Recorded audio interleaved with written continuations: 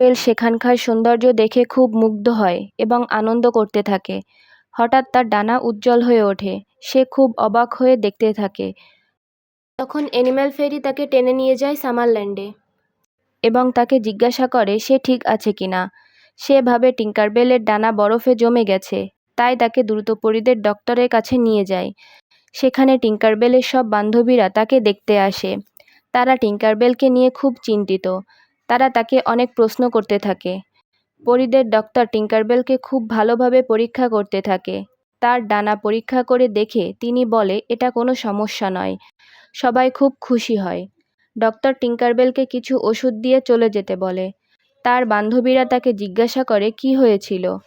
তখন সে বলে তার ডানা উজ্জ্বল হয়ে যাওয়ার কথা, কিন্তু তারা টিঙ্কারবেলের কথা বিশ্বাস করে না।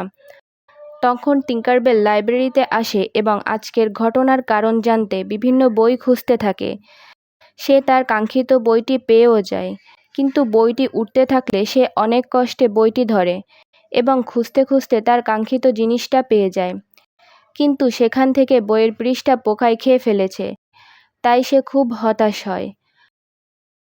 তখন সে লাইব্রেরিতে থাকা ছেলেটিকে জিজ্ঞাসা করে এই উজ্জ্বল ডানা সম্পর্কে সে কিছু জানে কিনা।